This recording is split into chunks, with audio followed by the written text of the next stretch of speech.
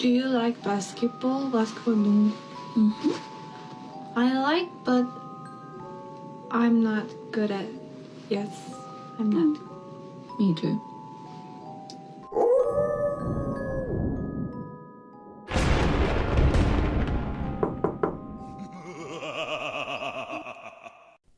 We're back, iCarly style. You guys I missed was it. about to do the song. Okay, you can if you want. Pablo has a camera in my bathroom, he just told me. Oh my God, Pablo just got a text. This guy, wow. Pablo, it's just unprofessional. Mr. Popular over here. See, guys, true professionals would just podcast on. They wouldn't point out it and. Well, I'm trying to find out. Are the Huzz texting you or who's? No, I think it was a notification that I just took a leak and his camera has got some great footage. Yeah, there's some blood in your stool. You might want to get that checked out. Well, joke's on you, Pablo, because I don't shit in the bathroom. I shit right here. Yeah, he shits in You his think chair. I only chair. have one setup? My porcelain throne. I only have one monitor. You're too good. You're too good. You're the best at what you do. All right, 19. Siakam and Paolo were tied at 6 votes for number 19 on this list. Okay. If you don't have Franz, I'm curious if you have. I do have Paolo and Franz on my list. Carson, what do you think about the Paolo slot We got some here and Paolo the guys perception I have? hiding in here. Who in the Patreon is hiding it? Josh yeah. Lerman, would you hide these Paolo supporters? Sound off, everybody. That I feel like I'm looking at the Hans Landa of Paolo Banchero supporter persecution. He's Paolo Ben. Everybody from Inglourious Bastards. I was like, huh? I've heard that name. But is that the guy who makes all the scores and stuff? Sorry, that was a cinema reference. I'm sort of like a cinephile, and I just really I was thinking enjoy Hans film, Zimmer. and I think everybody's going to get all my references. No, I am not a hiding Paolo Banchero supporter. I don't have him on my list, and I don't have him or Franz. I just think we can talk about the shitty situation, and we can give them both credit for being able to still produce with volume in that shitty situation. And yet, when you're 27th in offensive rating, a lot of that is going to fall on the limitations of your best players as well. I think both of their decision-making has to get better. With Franz, it's about shot selection. I think his passing is there, but he's got to stop taking these fucking threes until he can actually make them. With Paolo, it is both absolutely shot selection and then also still some of like the processing as a passer where I think he can grow significantly. I think there's upside there, but the shot selection is just crazy for like a vast majority of his shots to be coming away from the rim, almost half of all his shots being 2-pointers outside the restricted area, and he shoots 41% on those shots. Like, he is just living on a worse shot diet than he should be. And clearly the potential is there for him to be this, like, absolute wrecking ball, downhill, bully ball, power forward, 6'10", crazy free throw rate. But we don't see him play like that consistently enough, and that's not just a product of situation and packed paints. That is part of it, and yet there are also times where you'll see him have a clean mismatch and he just settles because that's his tendency. So with that and what that does to his efficiency, which is still rough, with the inconsistent passing and with the very, very mediocre defense, I just don't think he's impactful enough to be here yet. Is he talented enough? Absolutely. Do I think he will be on this list and higher? Yes, but we haven't seen him refine his games in the way that he would need to be on this list. And like, I can't ignore the fact that the results crater when he's on the floor without Franz, like we were talking about. It really just comes down to impact with Paolo not being at that top 25 level yet. And I get people give him credit for what he's done in the playoffs, and it is impressive, but it's also like we're talking about these 5-game sample sizes where he gets hotter as a jump shooter than he is throughout like the entire regular season. Like, I don't know. It's called I think everything Demon Playoff Riser.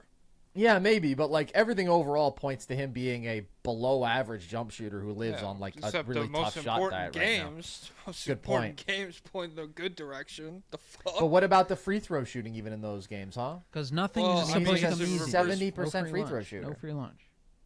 Yeah, You're right, you're it's right. ethical. Carson, You're right. That's where- unethical hoops to make your free throws. Do you know where were LeBron's Cavs offenses the first go around when they were horrific offense or when they were defensive teams? How high? Where were those guys grading out? Well, when are we talking? Are we talking about like when they actually got great or like early LeBron? Like, are we talking about the 09, 2010 Cavs where they're Give me winning? the 2010 Cavs. Those were offense. elite offenses. Those were like, I believe, around 5th in offensive rating. How about earlier? Well, because Paolo, Paolo's what, 23 now? Yeah. Okay, if we want to do a comp, like, I think Because my the question is, 07 Cavs if there's were a very guy, average offense. if there's a guy who like clearly is an offensive player and like his value comes from the offensive end, are there a lot of historical examples of a guy being even like with bad personnel with the offense being that bad with him running it? No, there's not a lot. There's not a lot. If we want to go year 3 Braun, obviously Braun is not a fair comparison. Yeah. But the Cavs were 9th in offensive rating that year. They were 12th in offensive rating his second year. So they were consistently above average even in his earlier years. His age 23 season, though, they were 20th in offensive rating. I'm looking at. Oh, they fell off. But even 20th isn't 27th. Yeah, it is. Yeah. It is hard to. That is hard to stomach. Do you think there's any? I've always said that he had 50 against the Heat before he tore his oblique, and that is like it was the idealized version of Paolo. Against the Pacers, right? No, I mean I think this was against the Heat because he was killing Jimmy Butler and Bam Adebayo, and that's why I like the game so much. Is because it's two guys who you would expect to really give him problems, and he was doing exactly what you wanted against each coverage. He was too big for Jimmy, and he was getting to the rim, and he was too fast for Bam, and he was getting to the rim. But the first like could be- 9 games of the season, that's Zach LaVine territory. So that not fully. Well, it's also canon. Chet. We've talked about Chet being this is what we want to see, and we believe it could happen Oh, yeah. Now- Yeah, he did ball out against the Heat, but it was 50 against the Pacers. against the Pacers. Okay. Yeah. Well then, what did he have against the Heat? I want to. He had 33, but it was a Okay, nice cool. 33. So do you feel like the oblique injury, similar to Chet's pelvis, kind of followed him along the season and led to the way he played? Or do you feel like we've seen enough of these tendencies throughout the healthy portions of his career that it's like, I'm willing to like draw the conclusion? It's a fair question. I'm not going to say anything definitive about Paolo because I think so many of the issues I have with him right now are still things that can be adjusted and corrected by a young player. So I think it's a super fair question to ask, and I think it's possible that the oblique injury had some effect because it was bully ball for a few games early in the year, but even like in those first 5 games, he also had 2 clunkers where he was like settling more. So I think with what we've seen, this is Paolo's play style, not Paolo's. Paolo's play style is be a witch, cast spells. But we'll see. I mean, that's what he's going to have to figure out, and it's possible. But up to this point, I think it's more so just his nature. It's definitely on him because he was doing this at Duke too. It's just how this guy is, and I mean, Franz got the same oblique injury. He didn't suddenly become Mr. He didn't play like Paolo. He didn't say, "Let me cook in the mid range." True. Oh, that's true. So that was 19. 18, Patreon took Kawhi Leonard with 7 total votes. I'm curious how you guys feel about Kawhi.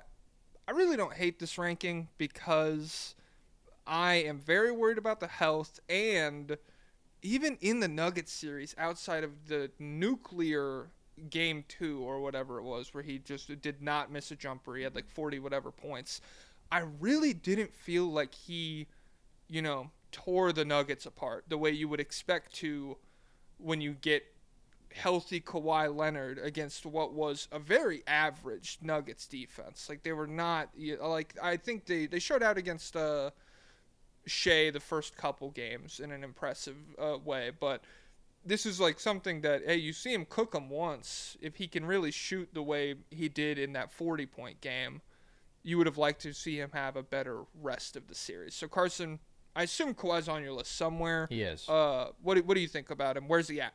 I have Kawhi a few spots higher at number 15.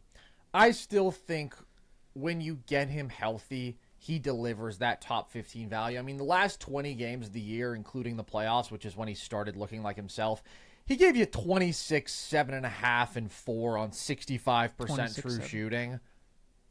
Holy fuck. 26, comma, space, 7.5, and 4. There are certain things about his scoring skill set that are just like so impossible to affect, especially when you get into the playoffs and like strength is such a key deciding factor. And it's like, yeah, he can just bully you to his spots. And he is that guy who is such a great shot maker that he can live in the mid range. He can live in the paint outside the restricted area, just working his way to 12 feet. And these shots are like 50+%. They're very efficient. And then he's 40+% from three. He's super efficient off the catch and as a pull-up shooter. He's just a flat-out elite scorer still.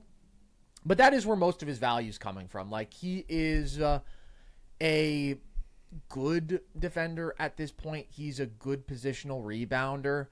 He's not making a super big impact on that side of the ball. His passing is mediocre and somehow feels like it's gotten, like, worse. Like, if I think about 2021 Kawhi, that dude was kind of dishing, and he was, like, more of a legit on-ball creator for his teammates. And then I feel like this year we saw him have a little bit more difficulty, like dealing with doubles at times, being like more just in that shoot first mindset.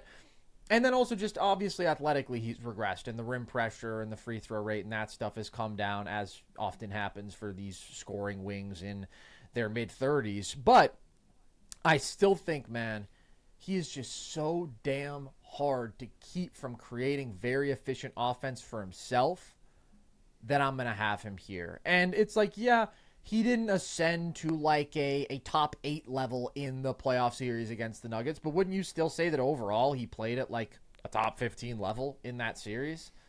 That's what I saw, and that's just where I have him. Like, when I compare him to everybody who's below him, I don't know.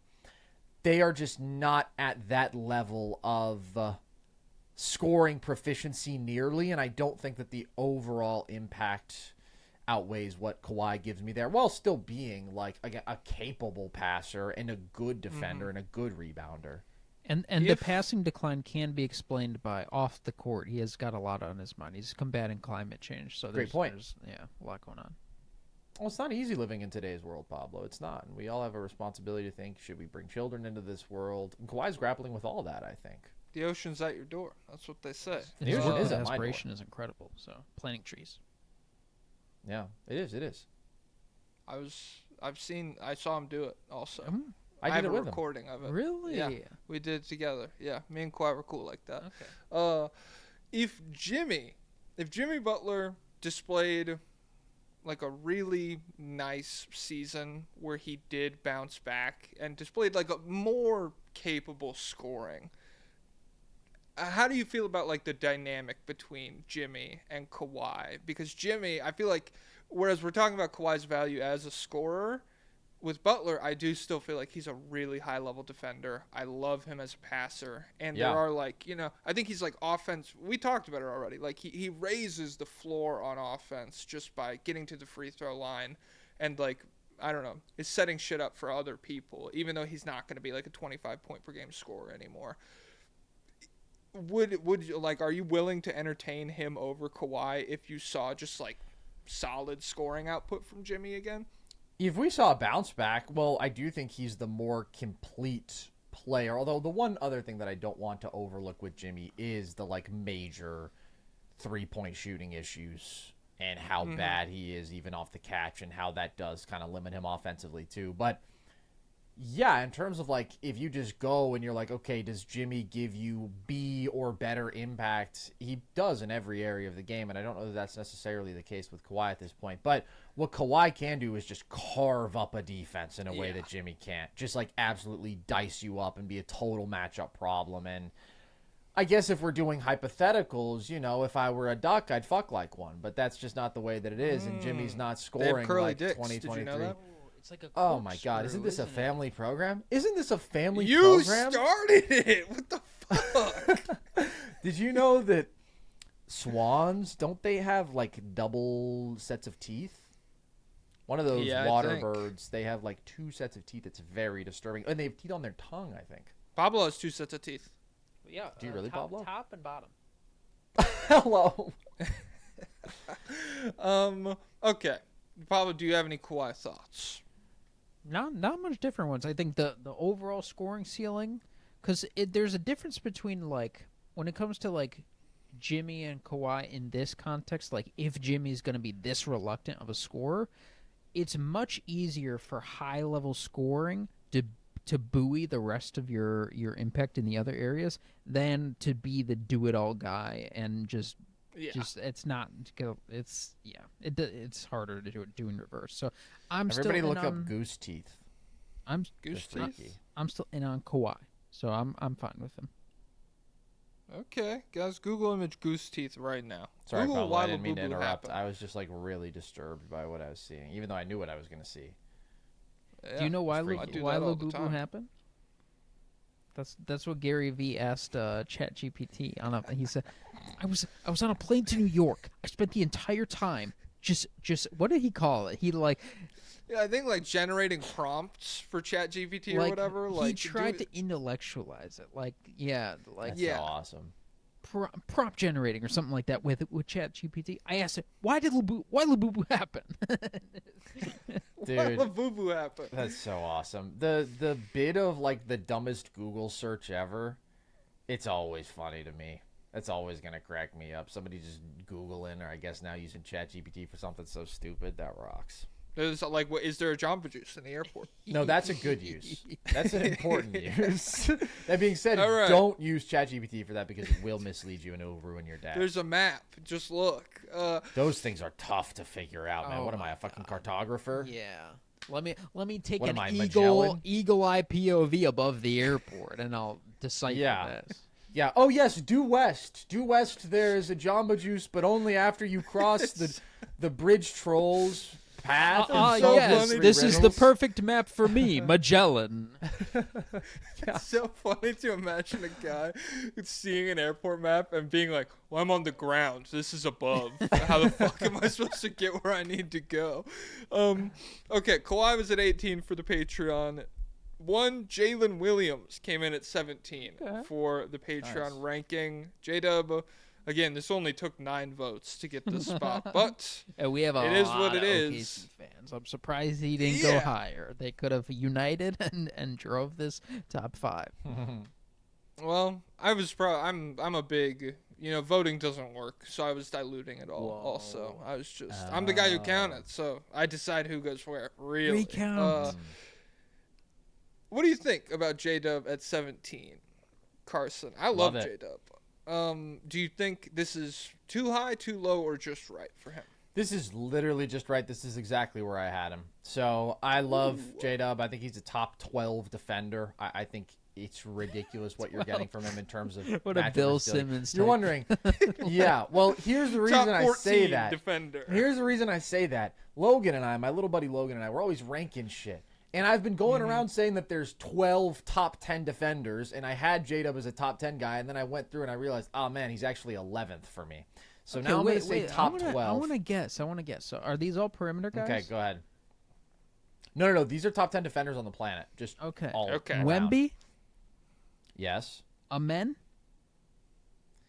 Are you guessing in order or just who's there? Just who's in order who's would be above really him. hard. Yes. Just who's above him. Yes.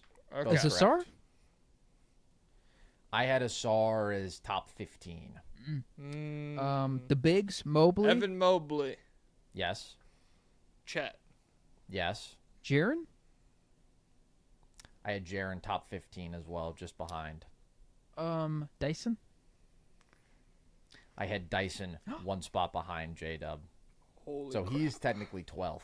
So he's top. Is Dyson one of the 12 top 10 defenders that you're talking about? Yeah, he's he one is of those guys. He is top 12. Yeah, well, because J-Dub is actually 11th, but I wasn't going to say top 11 okay. because you have to at least say an even number. You can't say a prime number. He's Okay, top okay. 39 player. I'm shutting this off. This guy can't rank Is any. is 39 Tumani isn't a prime here? number. 37 would be a prime number. 39 is divisible by 3. Bro, no one gives a fuck about math right now. Oh No, I my didn't God. I didn't have Tumani in my top 10, although I love him. Shoot. What do we have? More 5 bigs. right Go now? more bigs. We're going for 6. More bigs. Anthony Davis. I still have AD on here, yeah. Okay. He was Who in else? my 5 No. spot. No chance Giannis is here. No. Yeah, that's what I thought. Zubats? No, I need more versatility. Sorry. Okay. Sorry, drop coverage merchant. Um. Yeah, I said it. I'm starting to forget who you guys have said, but I don't think you said the guy who I had. You haven't said my 3 or 4, I believe, who are like 2 of the greats who, if you were going to say like the best defenders of the last 15 years. Oh, Tari Eason. What's Not funny quite. about that? Not quite. I like how Pablo countered it anyway. It's just like no matter how many times I say no, he's like, sorry, Eason. All right, well, I'm done guessing. All right. Well, this is like a yeah, Nerd tell Sesh me- episode. This is like a great episode of Nerd Sesh. Yeah. Okay. 3, I have Gobert. 4, Draymond. Boo. Watch it. Wait, to which one? No, it's Both. just dumb that we didn't French guess. Oh, and okay. IDF Super Soldier. Okay, all right. Oh, wait, you at said Denny? 7. Oh no, Draymond. Oh, okay. No, Draymond. yeah. Yeah. Well, he's not. He's friend of. He's not a soldier. Okay. Sorry. 7, Caruso. Ah. 9, Bam. 10, OG. Oh. Okay. Yeah. Who did you have? I feel like OG is still crazy. I guess I would have him above J-Dub. Yeah. That was the hardest one for me, but I do think that OG is just a better man defender, and I thought he was still pretty elite as a team defender. I think what OG did defensively in these playoffs was nuts. People are talking about like the Knicks defense, and what they mean by that is OG Anunoby, because nobody around him is a particularly good defender. Some of them are terrible defenders, and like he can just fucking guard anybody, man. The He's so two. big I and mean, strong. point guard. For your point guard and your center to suck Yeah. on defense is crazy. Cade shot 42% when guarded by OG. Tatum shot 29%. Brown shot 39%. Siakam shot 42%. He was clamping everybody. Oh, he clamped Is he on all. your top He 25? clamped all the frauds and Siakam. Oh, cool. Yeah, you got him. Okay. Do you have any Jalen? I feel like we talk about Jalen Williams all the time. Pablo, do you have any thoughts about him? Nah, he's good. He's fine. Yeah, I mean he's goated. There's obviously, some offensive stuff, some inconsistent jump shooting or whatever. Exacerbated by the wrist injury that he was dealing with in the playoffs. But overall, I love him. I think he's fucking crazy. He's a freaking winner. He's one of the most versatile players in the league. And if he plays super downhill and forcefully like he did at the end of the playoffs, he can climb higher. But for now, he's just a little bit too inconsistent offensively to have him in He's my no top Bryce 15. on that end for sure. No, he's no Bryce. No, he's no Bryce. He's no Bryce. Well, you could say this guy's like the Bryce of centers. Patreon had Karl Anthony Towns Oh, at 16th. come on, dude. overall. What? Yeah, that's what they Is he had. the greatest mid-range shooting center of all time? No, that's Jokic. I mean, that's what they had. I'm sorry. It's just not the Bryce. Well, Okay, you can like no, Cat, just that's don't Dirk compare to Nowitzki. Bryce. And Well, no, because all the votes said Cat, the Bryce Yes, Dirk's Sensabaugh more of of a four. centers. Is Dirk So still you could take better it up- statistically from mid-range than Jokic? I think when Yeah, you I think account so. for volume, it's difficult to have Jokic above him. Like the fact that Dirk was like the best isolation scorer statistically of the 2000s, and especially if you combine ISO and post up, and like a lot of that work is coming from the mid range. I would Jokic also is say great, too. I feel fair, like that's people, anyone who argues the Jokic angle, speaking from experience, people will bleed the floaters into that a lot, and to me they're very separate. Where it's They are like Dirk, separate. if we're taking like full on jump shot from the mid range, I feel like Dirk. It's close-ish. But That Dirk being is said, insane. I mean, Pablo just said best mid-range shooting center, and my stupid honky white brain heard big, and so I said Dirk. Dirk's not even a center, so it Well, he doesn't would be a really center matter. today. Jokic got it. He would be a center today. Yeah, that's and, true. And we Well, would say you Embiid, can't win low-key. with a guy like that can't- you can't. defensively. I'm pulling him out, and I'm cooking him on every Yeah. pick and roll. Well, he used to be an athlete. They don't tell you that. Oh, Before He they actually- had cameras, Oh, he was Dirk spry. was so fast. Dude, he was bro. All I'm saying is go back and actually watch mid-2000s Dirk. He is a sick fucking watch. He was athletic. He was an athlete. He was fucking fast. quick off the bounce, and he's getting to the free throw line like 10 times a game. Okay, so Karl Anthony Towns, 16th. Do That's we think insane. he's better? Do you have him in your top 25? No, he's the worst defender I've ever seen. Okay, based. I'm totally on board with that. Like, we wanna, that's like- crazy. Pablo, do you have any thoughts about Cat? I probably wouldn't have him top 25. He is very good offensively, but yeah, the defensive limitations are just too much to He's be like in this turf. If Jaren Jackson was bad at defense but still fouled a lot, and so it's like, okay, He's cool. literally bad at everything defensively other than defensive rebounding. He is a disaster in terms of like drop coverage. He is bad guarding in space. He has terrible help instincts. He's a foul machine. He's bad at everything. He's a bad rim protector. He's an awesome offensive player. Like, I actually am somebody who likes Cat. What they don't want you to know is before Cat got the New York media boost and before he was just allowed to play a full year at center without having to play alongside Gobert and his offensive numbers exploded, I was a Cat defender. I was a guy saying this guy's a crazy offensive talent. But the defense is just too bad, and that's why the Knicks will never win anything of significance, because you can't have two disasters on the floor defensively like him and Brunson. Yeah. Do you feel like, first of all, I would like to just shout out, he had some crazy clutch shots against the Pistons. I was going back and just watching like highlights the other day. He had some insane moments when it was like I don't game remember. 5, game 6. 5-footer was nuts. Pablo, it's because you don't watch. I don't remember. You're fucking spreadsheet guy. Yeah, so Pablo, it wasn't on your probably just calculator. looked like all the other numbers. Wasn't a big deal in my world. Yeah, I bet not, because it wasn't. It's 3 points. That's all you see. No, sorry. Were you I'm watching busy the Bulls remembering... game, Pablo? No, I'm busy watching Ohtani 10 strikeouts, 3 home runs in a game. But you guys have fun with That's Cat greatness. clutch shots. That's greatness. I was actually that's real. weirdly going to ask you about that game, Pablo, and if you had any interest in it, because I feel like you would. Well, he is the GOAT, you know. He's pretty fucking sick. I mean, I I'm wouldn't watch always a on second board. of it. It's baseball, but he's cool. If you can watch the greatest of anything, throw it on the TV. You know. So you watching if the Chestnut greatest every bowler, 4th of July? What is chess? Oh no, fuck that. That's a fake sport, and it's gross. It's unnerving. It's the so- best at It's anything unnerving. until it makes you uncomfortable. Yeah. Okay. Yeah. Yeah. Hey, what can I say? I exist only Privileged within fuck. my comfort Privileged zone. fuck never had to eat 70 hot dogs in 10 minutes to make a living. Yeah. Privileged fuck. Some people only get to eat 70 hot dogs in a minute. Yo, I'm sending him an email. I want to get Chestnut on the pod, dude. Okay, so Cat, yeah, that is kind of crazy. One who I love at 15 with 12 votes, Evan Mobley. Yeah.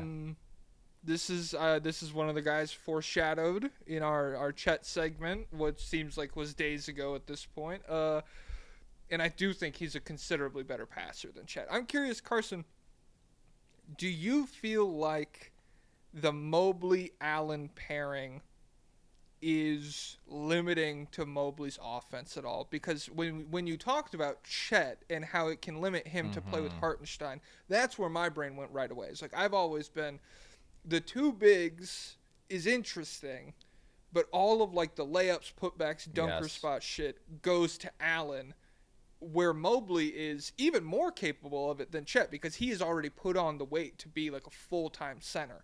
So what do you think about that dynamic and Mobley in general? Well, I absolutely fucking love Evan Mobley. Okay, when Evan Mobley came out, I said, this guy is the best prospect that we've seen in a long time. And then Chet came out, and I said, this guy is the best prospect we've seen since Anthony Davis. I could not be more all in on this archetype of elite, switchable, great rim-protecting bigs who can play at the 4 and the 5 and are uniquely skilled offensively. They're my two baby boys. They have been ever since they were prospects. Nick Claxton would not be an example of it. He would not be an example of what I'm talking about. But I agree. Guys, go pull up his college tape. Guys, sound off on Nick Claxton in the comments. Claxton And shout out his guards. father, Charles Claxton, who played in the NBA very briefly. Is that Speedy Shout or out no? Chuck. No, that's not Speedy, but good ball knowledge pulling Speedy. Shout out to him. A lot of Claxtons running around. Anyways, I agree with your point. Now, the thing is, like, there are people who are like, ooh, the Cavs need to trade Jared Allen. And I'm like, I don't know if we're there, just because 48 we're minutes there. of great big play. Okay. Here Kill are the his points that I'll ass. make. Here are the points that I'll make. Mobley can still be very effective at the 4 on both sides of the ball. You stagger their minutes. You get 48 minutes overall of really good big man play. Jared Allen has his flaws. He's still a very good basketball player, and he's on a very good value contract. So, like, you're going to struggle probably to flip him for somebody who is equally good, and then you're going to have to address your big depth. So, like, if we get one more year, Jared Allen, lights are too bright in the playoffs, okay, that's fine. But for now, I think that this is a good enough formula for the Cavs to be my clear favorite in the East. But for Mobley individually, yes, he has shown that he is more than capable of anchoring an elite defense as the 5 and offensively per 75 possessions. Without Jared Allen, he gives you 24, 12, and 4 on better than 64% true shooting. Like, he just plays flat out like a star on offense. So I am so high on Mobley. If we are projecting, I think he could end this year as a top 10 player, very much on the fringes of that. Based on last year, I would have him more in like the mid to late teens, but I think he should be the Cavs' best player by the end of the year. I think he is such a great talent. I mean, ironically, even though he won Defensive Player of the Year, I think he took a little step back defensively this year compared to what he was doing. Like, the 2024 playoffs, he was so insane. He wasn't as locked in down the stretch of the regular season, and then in the playoffs, he wasn't as effective as a rim protector, but the skill set there is still so impressive. And offensively, the three-point shooting improvement, adding more strength, becoming a better mismatch attacker, better ball handling, running more stuff through him in transition and the half court, good passing big, all while he's this very hyper-efficient play finisher. I don't know how you could not love Mobley. The only thing he's really got to improve upon is, with him also, that handle being a little bit more functional in the playoffs. And I think, like, his post-up game getting even better, because it got better, but still his touch isn't great. And so he kind of has to really pick his spots there. But the fact that the three-point shot held up as well as it did in the playoffs, like, that was encouraging. That was legit stuff. So, yeah, he's an all-around stud. Yeah. I love it. Pablo to sleep. It's so crazy that it's just guys that who the Rockets can't took score that Jalen well Green. on their own. What if they? I mean, I guess we'd kind of be having the same conversations with him and Şengün maybe, with Allen if they ended up taking him. I'm not having that conversation. I think that goes one way. Mobley's a way better play finisher than Şengün. No, not Mobley or Şengün, but do we keep the Mobley-Şengün tandem together, or do we trade? I don't know, because it'd be sick. I feel like Şengün at least has this this potential with him because he's like a young guy or whatever, and so I feel like if you were to put both on the market, Jared Allen and Şengün, I feel like Şengün, if he would definitely get you more. Jared Allen is I'm higher on 27 years Allen. old. He's got a lot of life in front of him. Hey, I love Jared Allen. It's just, I really do. I'm pretty out on him in terms of like the postseason. Not even in just like a lights are too bright way, but I think he is like the inverse of Darius Garland, where like you go all the way around, very comfortable isolating him on the perimeter. I think the Celtics showed that a lot in the playoffs, and I just feel like whoever you go up Hallie against, was it's cooking not him. Yeah, it's just not like a sustainable guy to have on the floor for everything he provides in terms of like rim defense and everything. I don't really I'm not comfortable with him like closing games or anything. Yeah, but his touch is so good. His short roll passing is good. He's a great rebounder. He is a great finisher. Mm-hmm. But I agree. I mean, these playoffs were rough from him. And like part of it is, the issues guarding in space. And some of it is like literally like engagement stuff. Like, are the lights too bright? Like, you just don't feel his presence for kind of extended stretches of the game sometimes. So, I'm not adamantly Jared Allen is key to what the Cavs are doing. I'm kind of like, let's just see one more year how things pan out. It is nice. Having a great center on the floor all the time is dope. And I feel like I'm scared about what happens to Garland if Jared Allen disappears. And well, I mean, I guess he could just run pick and roll with Mobley, but I want them Garland's both not gone. gonna I'm be on done the with list, it. huh? Get it, but ship them out for wings. I'm done. okay, I'm down. That's why they And have Lonzo Lonzo looked pretty now, good in Paul. Oh preseason. my God, he's so good. He's a basketball genius. If he's healthy, this is a game changer. I'm just going to say now, because I know he's not going to be on this list since we got to this point, Darius Garland should be on this list. He is a monster offensively. He is going to have a phenomenal Pablo's season. gonna kill you. Pablo with his anti-small guards agenda. Dude, What the offensively, dude, Garland, top 5 shooter on the planet, elite passer, Okay. one of the best combinations of elite on and off ball value offensively. I would argue he was their best offensive player in the regular season. If you look at what he led them to do when he was on the floor without Mitchell, it's Holy ridiculous. They were fuck. putting up like a 125 offensive rating. And obviously the defensive stuff is problematic, but we're still going to have Trey on here. We're still going to have Brunson on here. I think Garland is one of those great offensive players who justifies it if, he doesn't fuck up his toe and can't walk and move in the playoffs. Maybe that didn't show up on your calculator, Pablo. Jesus. Yes. That is You guys so see that? heightest. Also, that's the AI See answer. that? That's probably not accurate. I think he's 6'7". Okay. Yeah, no. Shout out to Garland. I like him. I think he's cool. If he was like as durable as Brunson has been, which is not like an Iron Man or anything, I'm cool. Like I'm more willing to entertain the small guard discourse. But a guy who is short and gets hurt all the time, it's just a tough sell. I at don't this blame point. players for injuries. I just don't think that's their fault. I do. It's your fault. Yeah, and I he gets DM him hurt that when it because he's happens. tiny. It's all part of it. Also, Hey, why are my big guys always playing? Oh, it's because they're indestructible. and Brunson, so heightest. the self creation of Brunson is crazy at that size. Like It is. Trey and Garland are different. Well, but I love Garland though. I think Garland is a better scorer than Trey. And I think the I'm cool with off-ball that. stuff is so great from him. So, like, obviously, Brunson is a better player. I know I keep lumping these guys in together.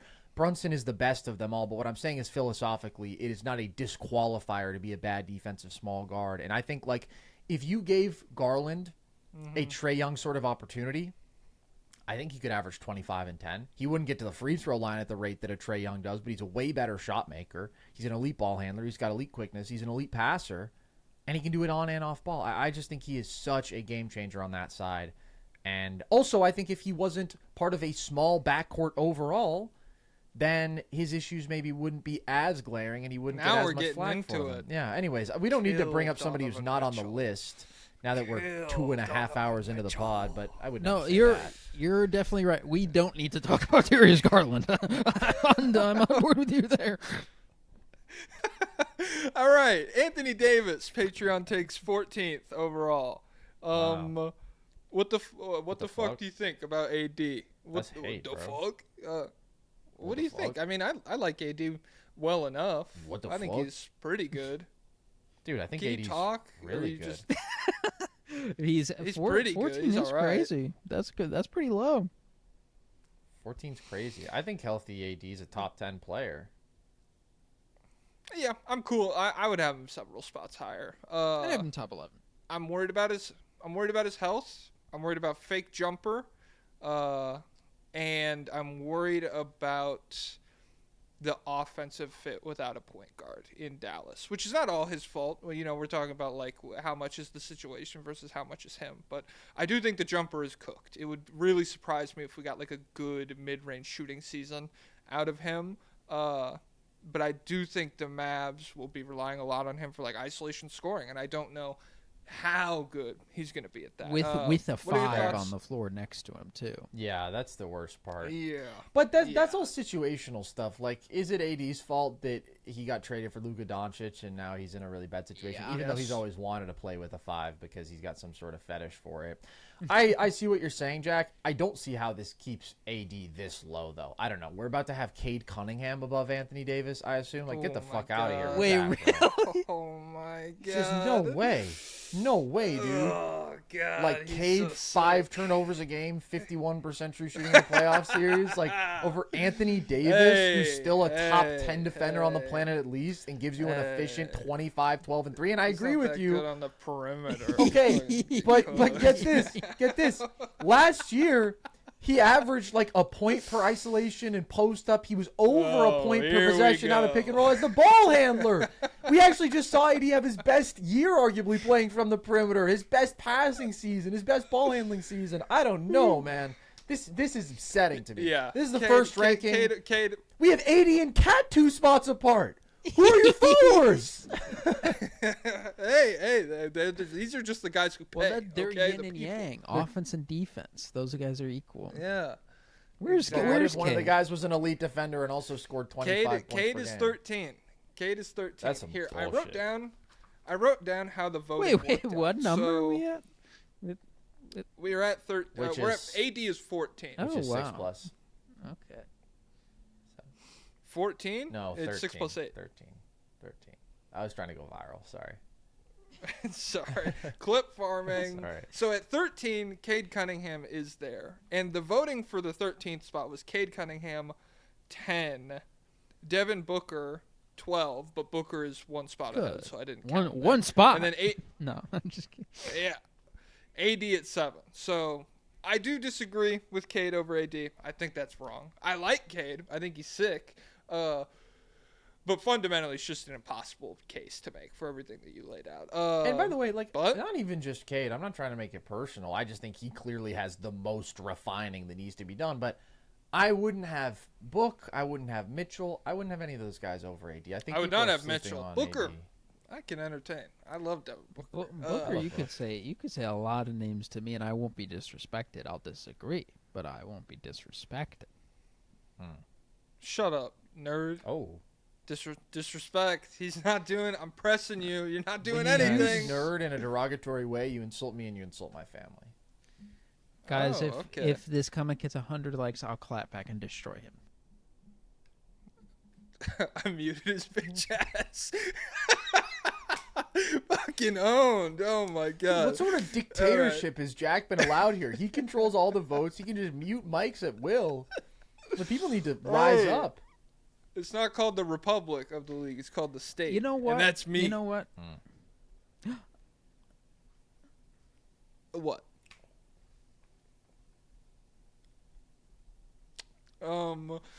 Okay, so let's remove the smear, the smudge, the shit stain of being one spot above Anthony Davis from Cade Cunningham. It's still too high. And let's just Yeah. just talk about him in a vacuum. Carson, where do you have Cade on your list? Yeah. What are the pros? What are the cons? Where do you have him? I have Cade at number 20. I think, like, we see this phenomenon with him and Paolo, where they're these number one picks. Everybody can see the vision with them. Don't. They're That's tough fucked up. buckets. Don't No, do that. no, no. I think that Don't Cade is do clearly that. better than Paolo, but I'm saying I think that we see Yeah. the same sort of phenomenon going on where people want to elevate them to what they think they will be right now. Like, obviously, Cade had a really impressive season, and the fact that he was able to put up the sort of offensive volume he did and carry Detroit to respectable offensive results. That's a good With his- comparison because, like, how does Detroit Yeah. have more? How much more offensive talent does Detroit have than Orlando?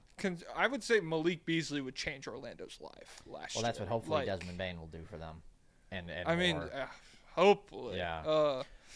Yeah, I think Malik Beasley was. it's Sorry, you. Go. well, it's better in Detroit. I mean, he doesn't have another creator, obviously, the caliber of like a Franz, but also Yeah. Franz and Paolo kind of fuck with each other in a way that's like not great. So just the fact that they put like professional shooting around him, that does make a difference.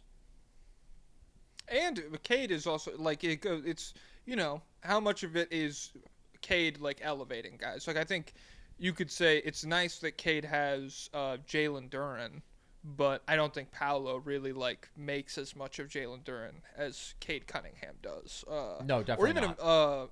Asar for that matter. Like I think Asar is a great cutter that I think Cade can take advantage of way better than somebody like Paolo can. Yeah. But there's a turnover issue. There's a finishing at the rim issue. Yeah. Even though if you look at his he's close to the rim mid-range shots. It's like he's finishing at the rim pretty much. That's It's like pretty not even good. that big of a difference. It's okay. He is cool. But I agree. There is a little. I mean, boost being done, I guess. definitely. Like, look, he's a really good passer. He's a really good mid-range shot maker. 6'6", 220. He's got the defensive tools. He can take on the volume. I think he but grew an inch. 6'7" now. But, like, the stuff that you're mentioning, I mean, the handle, the turnovers being as high as they are, the finishing. Here are the stats from the playoff series, after which he was getting some praise and he did some impressive stuff, but it's also like if you shoot 48% at the rim, 18% from beyond the arc, and you have 5.3 turnovers a game, I'm sorry, like this stuff just has to fundamentally get better. That So guy. I mean, and the third thing that I would point out is obviously we go turnovers, we go rim finishing. The pull-up three has to become a more consistent part of his arsenal. Like, I would like to see him be able to shoot that with volume at 37, 38% instead of, like, being so reliant on the mid-range and then kind of iffy from three. He had a decent three-point shooting regular season, but it did really fall apart in the playoffs. So I like Cade a lot. I think it's impressive that, like, he never was overwhelmed in the playoffs. He was never, like, really thrown off his game. But at the same time, his game just isn't leading to efficient enough offense, good enough team offense for me to have him at 13. It's too high. Too high. Yeah. My dream, I've been cooking this up. Orlando Magic, it's awful. It doesn't work. Franz sweepstakes, and we can I would love Franz to be on ball and move Cade more into Pablo. You've talked about this a lot. You think it'd be better if he was not as much just like dribbling the basketball all the time. And I agree with that. Like, I feel like Cade is really good, but I think it would be alleviated if there was obviously more offensive help there, but specifically a guy who could be more just like shouldering a scoring burden and allow Cade to be a little more supplementary. Yeah. Well, I feel like the best ideal fit is like the elite play finishing scoring big or like a great off-ball wing. Like, I don't know, it's crazy, but like if you could pair him with a KD or an AD, I feel like those are the guys who you can take on that number one scoring role in a way that complements Cade. Even though AD isn't like the ideal number one scorer, he can give you north of 25 points per game, and he's a big who can play in the two-man game with Cade, and I think that would make his life better and easier. Yeah. So we talked about it. Anthony Davis was there. Cade was 13. Devin Booker is at number 12. What a beast. What a monster. I think he's What a killer. I think he's goated, utter monster beast killer for sure. I don't know. What do you think about this ranking? Where do you have Devin Booker, Carson? And what do you think? It's good with me, except for the fact that he's above AD. I think that's The crazy. AD thing does wrinkle stuff. Yeah, but other than that, I have Book at 16. I had Kawhi above him. There's also another guy who I'm assuming there might be two guys at this point who are not going to be on this list because of health. So maybe I should just spoil that. I mean, I had Zion and Embiid in my 11 and They're 12 not spots. here. Yeah, okay. Yeah. So then bump Book up to 14, and we're pretty much right in the exact same range. Yeah, I've always loved Book. I think even though he doesn't have like your typical profile maybe of the offensive engine who is like super ball dominant or like a naturally elite playmaker, I just think he's such a great all-around offensive player. The fact that he's like a god tier shot maker from everywhere on the floor, that he's as good off ball as he is, that he's grown into a really nice passer. I don't think there's an offensive situation in the league that Devin Booker doesn't make better, where he can't give you an efficient 27 points and 6 or 6.5 assists per game. You see what I was about to do there. And I love him for that. Yeah. I would probably take him over Kawhi at this point, I feel like. That's totally This version fair. of I have Kawhi. them back to back. I have them right Yeah. next to each other. I mean, he's sick. It's just tough. And he just got paid. So maybe this changes. You know, you get the money and then you could leave. Underpaid. Isn't he like, he's like $8 million or $800,000 a game, I'm pretty sure. Like he's like nearly, it's an insane amount of money. Underpaid. Underpaid. Whatever. Underpaid.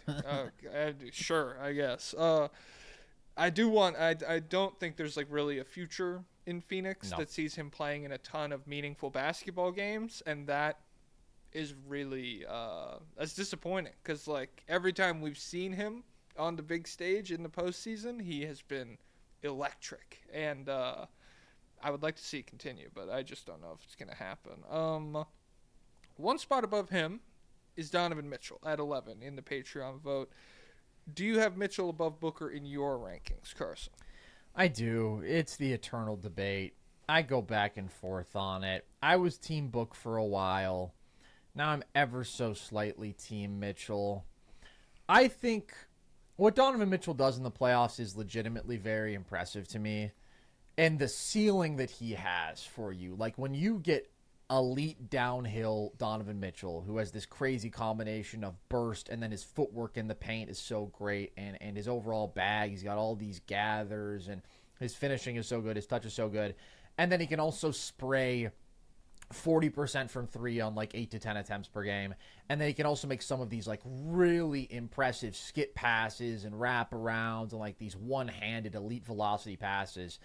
He can just do so much to physically impose himself and like force this kind of crazy volume on the game. Now, the thing that I like more about Book is obviously the off-ball play being better.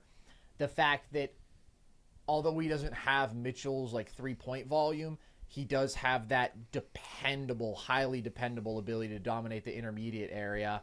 And then I feel like there are stretches with Donovan Mitchell where I'm like, whoa there, Cowboy, let's settle down a little bit. And like just the decision making, he can be a little bit too trigger happy if it's pulling like a shit ton of pull-up threes or if it's just kind of icing his teammates out a little bit. But then I also feel like he gets overly criticized for that sometimes because like this past year, what exactly was he supposed to do as the entire team around him fell apart physically and Mobley got hurt and Hunter got hurt and Garland was hurt? And like, it was the best thing for his team, I believe, for him to be as aggressive as he was. And it really comes down to like that ability to pressure the paint at a crazy level. When you are getting Donovan Mitchell, who is committed to generating paint touch after paint touch, I just think that guy is a slightly better player than Book can reach. Pablo, I know you love Donovan Mitchell. I'm a fan of both of these lads. Well, I want to hear your thoughts about the. I agree with pretty much everything Carson said. Oh, really? Thanks. What? Yeah, I mean you're a smart guy. That's why we have you on. What do you think, Pablo? Oh Wow. I also probably have gone back and forth throughout the years. At this current stage, I'm Devin Booker, and so I'm Devin Booker because I think Mitchell's game, because of the nature of it, where he's very much like everything's got to happen on the move, and it's got to be, and he's got to make things happen like that.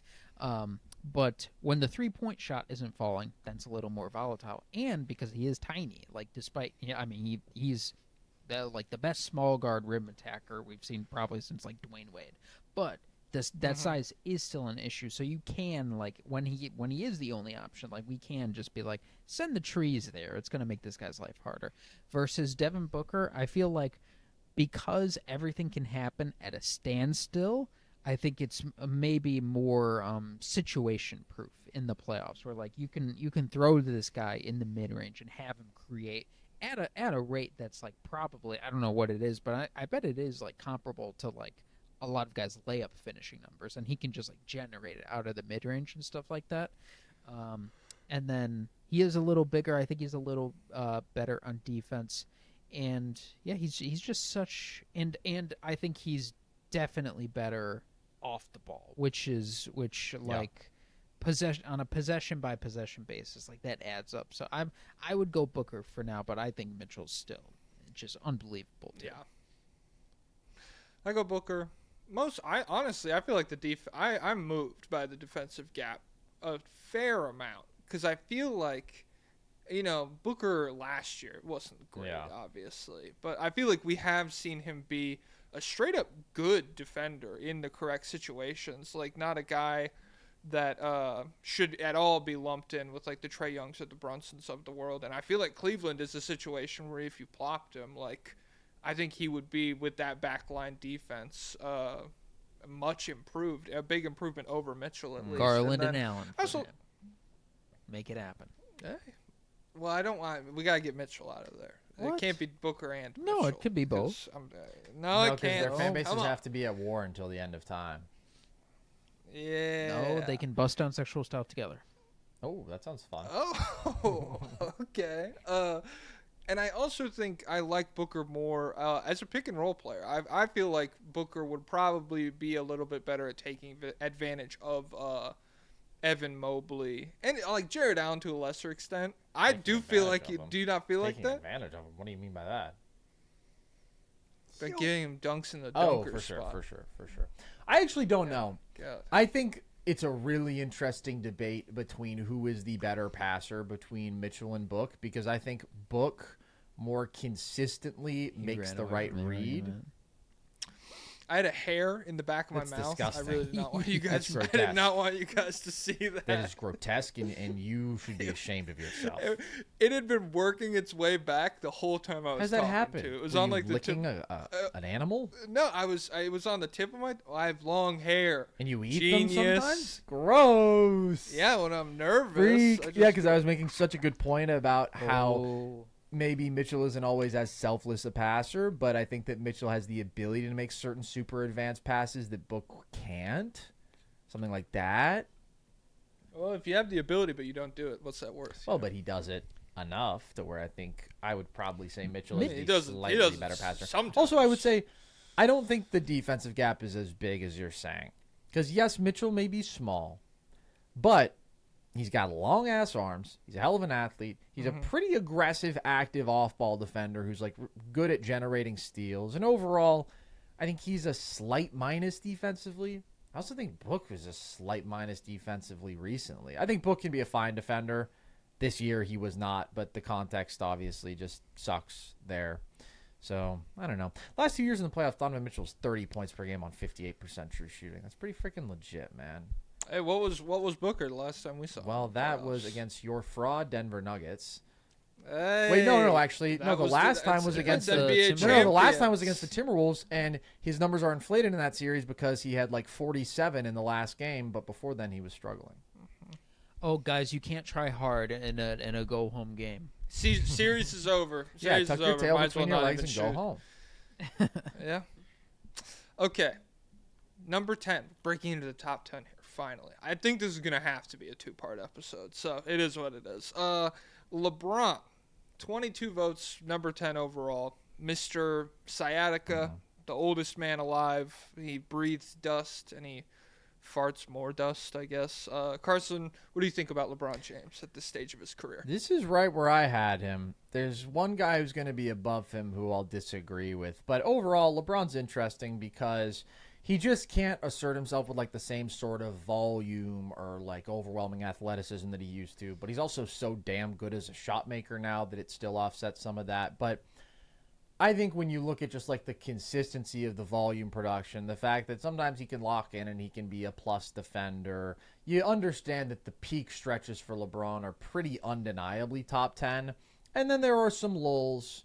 And I think that the Timberwolves playoff series was not such a good look for him, just in the sense that like if you go up against a good switching defense, when you're getting the Gobert matchup over and over again, you're just settling and like you're very reliant on your jump shooting and you're not putting the defense in rotation, and so your playmaking impact isn't as great, and like nothing is as consistent with him as it used to be. So this feels right for me. I know there are people who will like still try to argue he's top 5 or whatever. I think that's crazy talk. Yeah. That's nuts talk.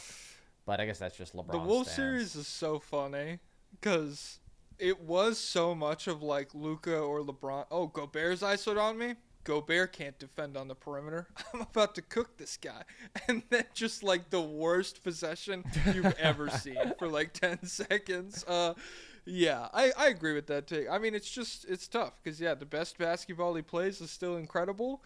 But, you know, similar to we talked about Harden or Kawhi, any of these guys that are getting older, it's just hard to imagine we're going to get more of that great basketball than we have in previous years, especially with how this year is starting off with him missing, you know, the first few weeks of the season. It's going to be tough. You're fortunate that you have Luka and shit, and so it's not as dependent on him to be an incredible player anymore for them to survive in the regular season. But if you think about him like being 100% for 4 playoff rounds, it is a little bit tough to envision at this point.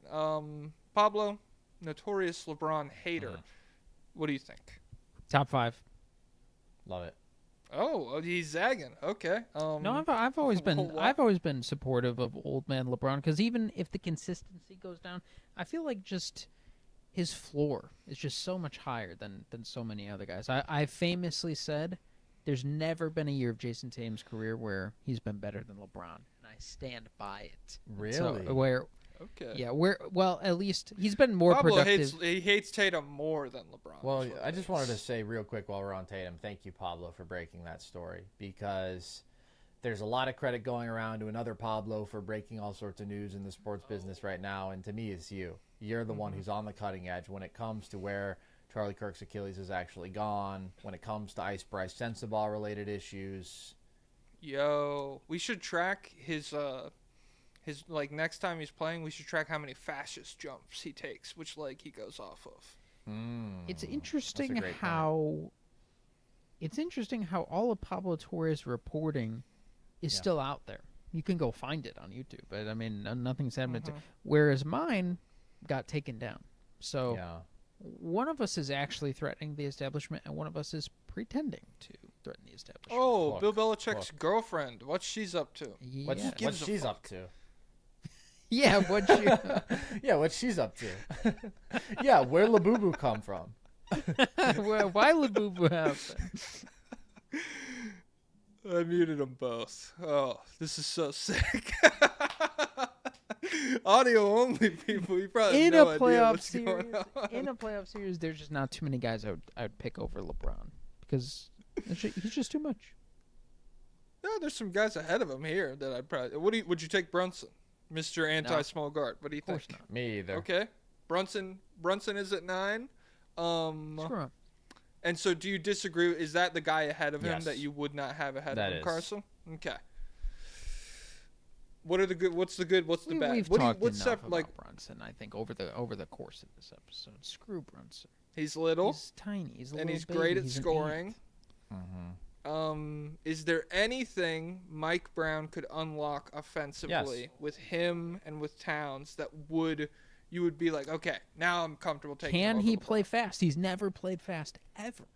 Yeah. I don't know if it's going to be playing fast as much as it would hopefully be playing more off ball, because that's such a tenet of a Mike Brown system. More player movement, more ball movement, and that would move me, because I think we've seen flashes of that from Brunson before, and then come playoffs, he just like totally abandoned it, and it was just ISO after ISO, pick and roll after pick and roll, mid-range jumper after mid-range jumper. And like Brunson's self-creation is legitimately incredible, but there just comes a point where like it can dry up a little bit when it comes to like leading to really good playoff offense, because he is living on like this intermediate shot diet at a really high volume, and he gets to the free throw line a lot too, but he's not a great passer. Sometimes he can be a little bit selfish. So really overall, Brunson's a great offensive player. I think you have to nitpick him there to come up with flaws, because overall, I mean, he gives you like 30 a game in the playoffs every time around, even if it's not the most efficient. It's super impressive, and the efficiency's still pretty good, and he doesn't turn the ball over much. So that's all great. But yeah, I mean, he's an abysmal defender. I mean,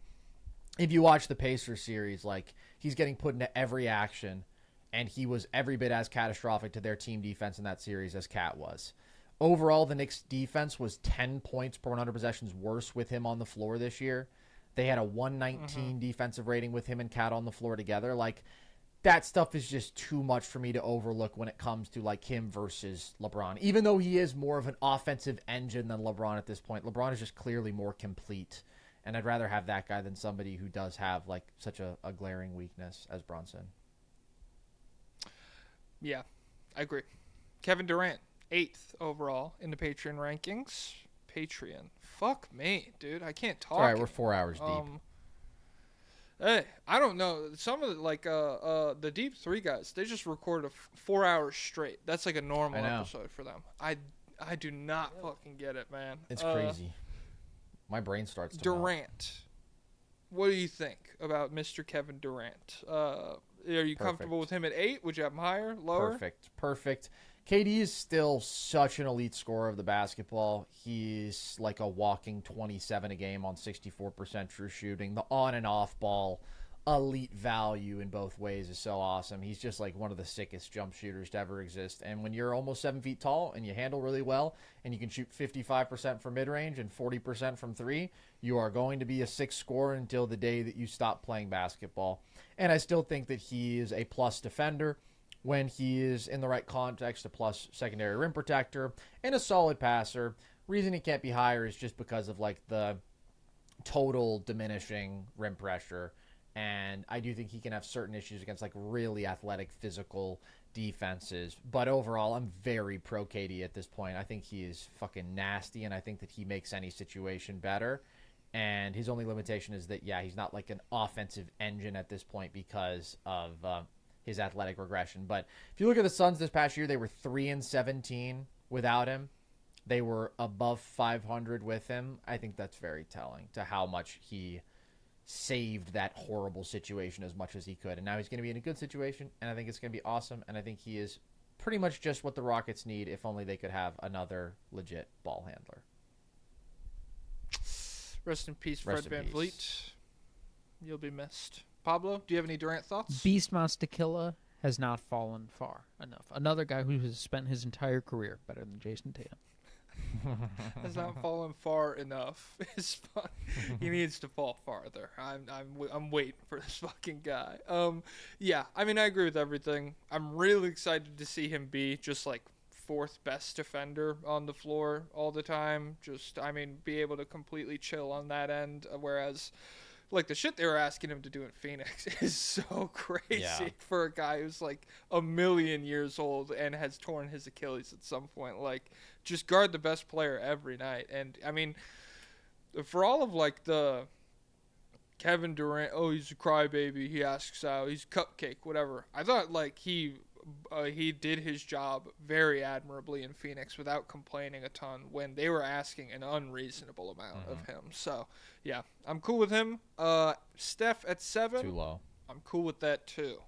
Too Well, low? Okay. If you're projecting for Wemby and Ant, that's fine. I think, yeah, that's totally reasonable. However, what Steph did down the stretch last year, I don't think there's any question that he was playing like a top 5 player once they got Jimmy and the Warriors went 22-5 and he averaged 27 a game on 65% true shooting and he improved the offense overall in the year by like 14 points per 100 possessions.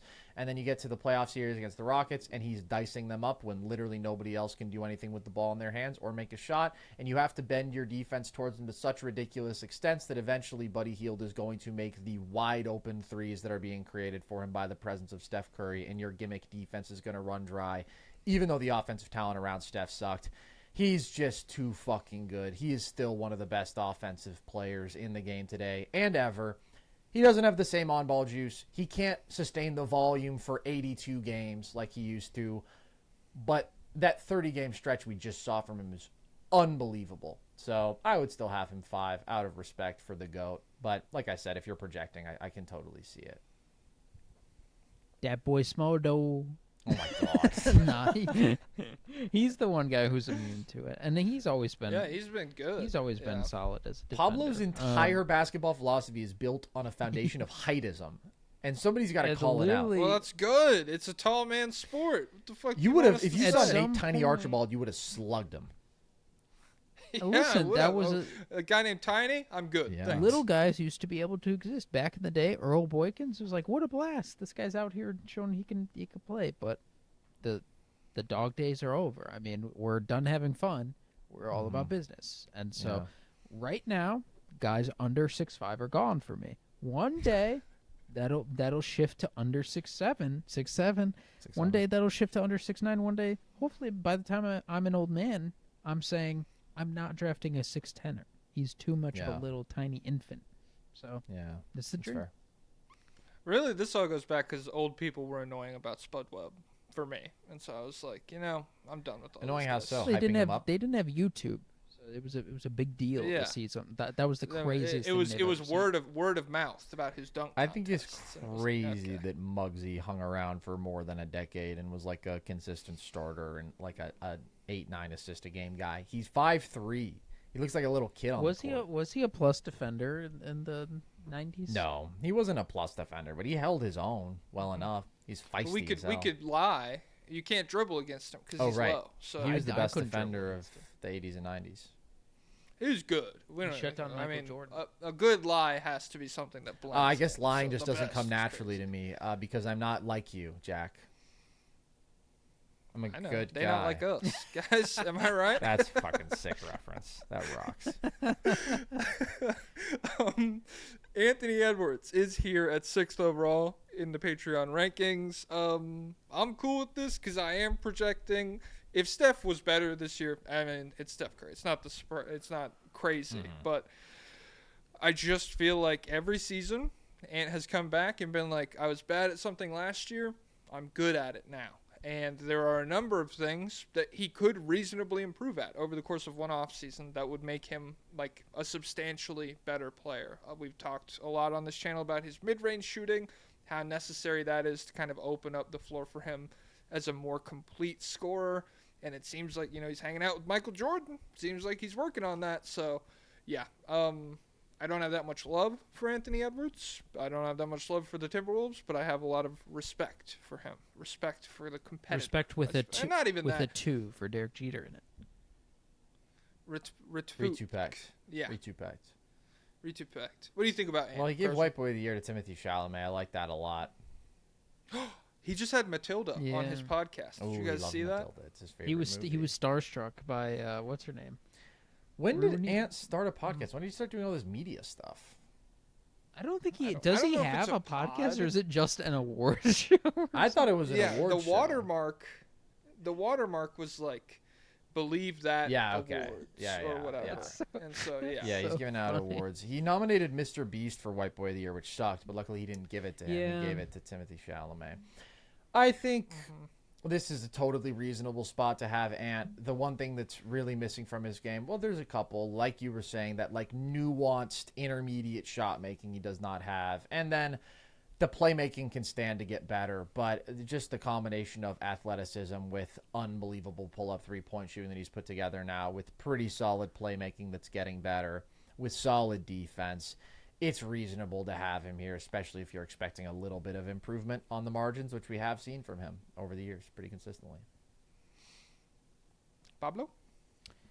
We just did a Timberwolves episode, so I don't have to go deep on Anthony Edwards, but any optimism with him is fine. He's spectacular. He's wonderful. What about Wemby optimism? Chill. There's humans and there's gods. Here he is a 5. Here he is a 5. Victor Wembanyama. 5 disrespect. It's kind of low. It's kind of It is. low, but you can't expect everyone to buy in right away. No, we must cleanse. I don't We know. must cleanse the world the of fuck is- non-believers before. Did you guys see that the step through he had against Yes. the Pacers last night? Yes, that was sick. He like was on the 3-point line and he took one step and he got a Well, layup. because he's bigger and I've taller been, than I've just been everybody seeing. I've been seeing it that exactly. I've been seeing him bash everyone. He goes, "Get out of my way!" And then they go crashing into the basket. And Yeah. then he dunks. Anybody worried? 7-7. Is that too big? else. Not big enough. 7-7. Yeah, it doesn't roll. 7-7.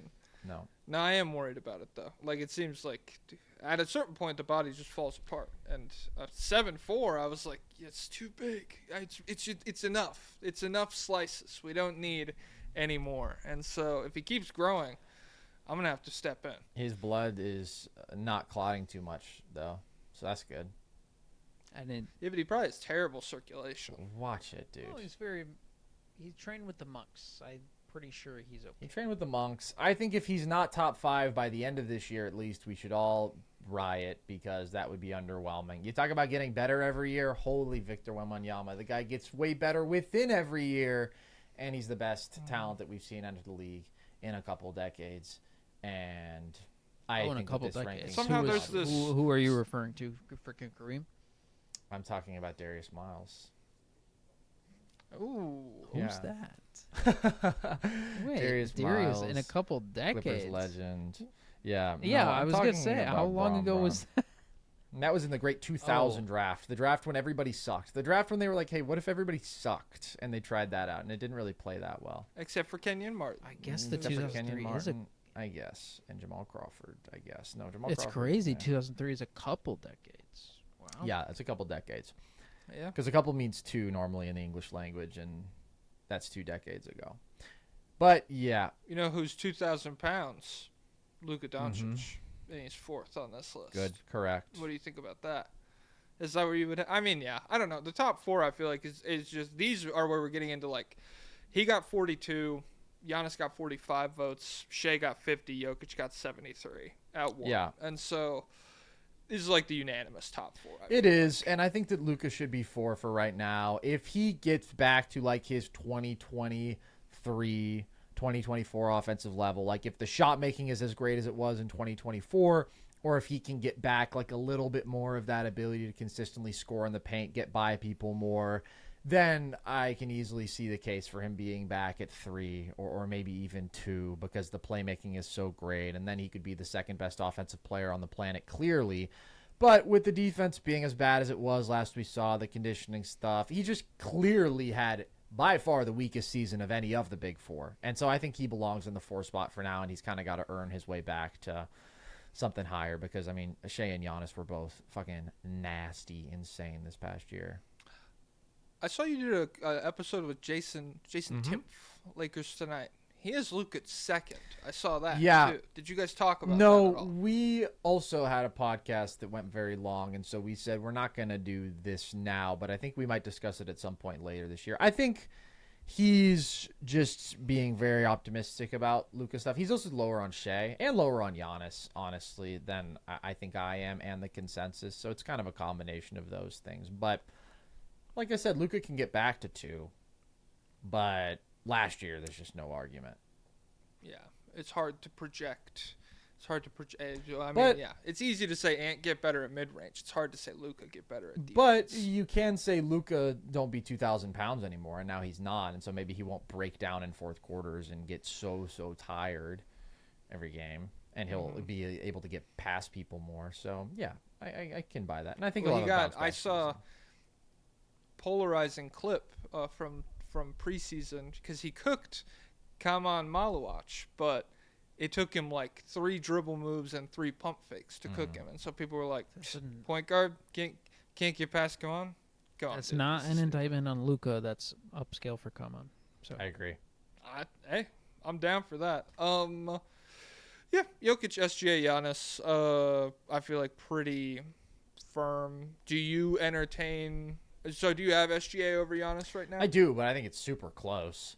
I think SGA is such an insane offensive engine, and I think he gets underrated there. I think when you can give your team like 33 points per game on 64% true shooting, and if you have 0 other ball handlers on the court, like the minutes that he's out there without J-Dub, he leads them like a 127 offensive rating last year. Like, it's just ridiculous. He's the best rim finishing guard in basketball. He's the best in terms of getting to the free throw line at an elite rate. He's the best mid-range shot maker.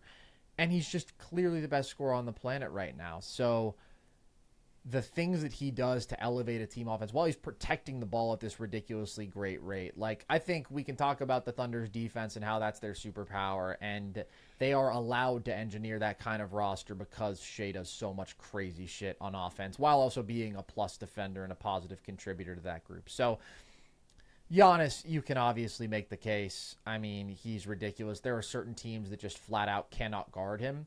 But considering that we're not getting like top 10 defensive impact from Giannis anymore, that he's just like now very good on that side of the ball, but not really elite, I think that the offensive gap in Shea's favor is greater and more significant to me. Even though Giannis is the best he's been offensively, there's still just more ways, I think, to work around some of his like inconsistencies as a shot maker, and that stuff can come back to bite him a little bit more. Yeah. I mean, I agree. Pablo, do you have any thoughts? Nope. Honestly, time got away from me. I have somewhere to be at 2:30, so we gotta get the fuck out of here.